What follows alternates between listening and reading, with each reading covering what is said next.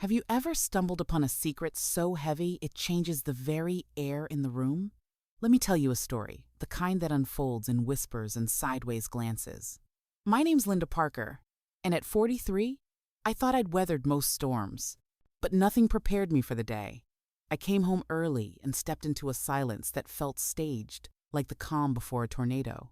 Now, you might be thinking, Linda, it's just teenagers being teenagers. What's the big deal? But here's the twist.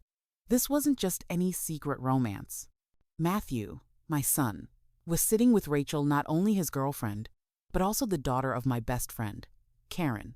And Rachel, she already had a boyfriend, someone Matthew called a friend. In psychological terms, this is what family therapists call a boundary rupture, when the lines between relationships blur so badly, everyone gets burned. Imagine a spider web. Pull one thread, and the entire structure trembles. That was our family right then. I stood outside that cracked door, heart pounding. Should I confront them? Walk away? Or worse, what if Karen found out before I did anything? The emotional calculus in that moment was overwhelming. My hands trembled, and I realized this wasn't just about young love. It was about loyalty, friendship, and the kind of trust you think is unbreakable until it's not. Here's where the conflict sharpens. If I exposed the truth, I risked fracturing two families. But if I kept silent, I'd be complicit in the very thing that could destroy us all. And so began a chain of choices, each one harder than the last, each one reshaping what I thought I knew about love, honesty, and the invisible threads that hold us together. Let's get real for a second. Have you ever had a secret so explosive you could almost hear it ticking?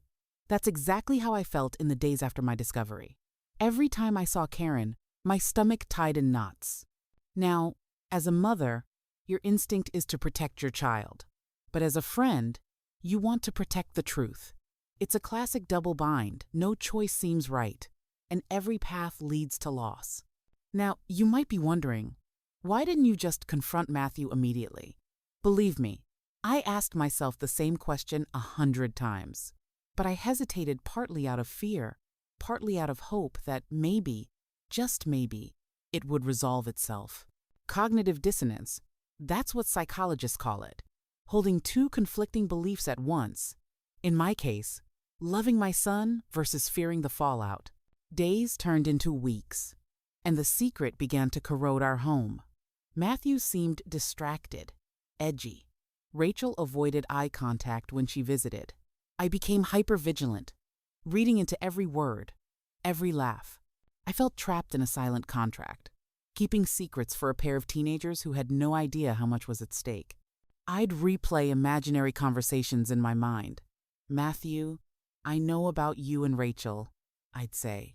But then, in my mind, he'd look at me betrayed, defensive, scared, and I'd falter, scared of losing the closeness we'd built since David left. It's strange, isn't it? How protecting someone can sometimes mean betraying yourself.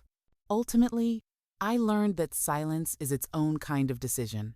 It weighs on you, reshapes you, and in my case, forced me to confront what mattered most: honesty or harmony, truth or comfort. Little did I know, the next act would force my hand in ways I could never have predicted. Here's where the story takes its hardest turn. The secret unraveled, as secrets always do. One careless text, a forgotten phone left on the kitchen table.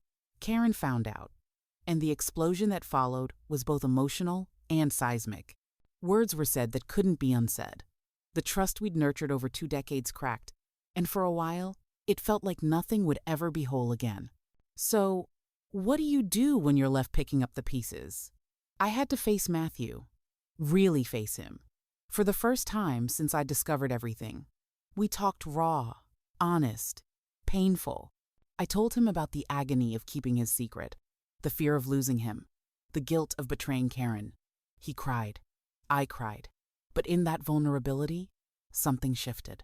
Forgiveness, as any family counselor will tell you, is a process, a series of decisions, not just one. Emotional resilience is the technical term here. The ability to bounce back, even when your world's been upended. Matthew apologized. Rachel apologized to her parents. Karen and I spent long nights talking, sometimes arguing, sometimes just sitting in silence. Now, you might be asking, did everything go back to normal? No, not exactly. But over time, the sharp edges dulled. The pain didn't disappear, but it became a thread in the tapestry of our lives, something we could touch and say, we lived through that.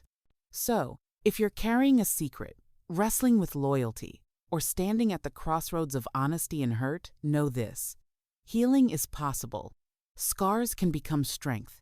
And sometimes, the hardest conversations bring you closer to the people who matter most.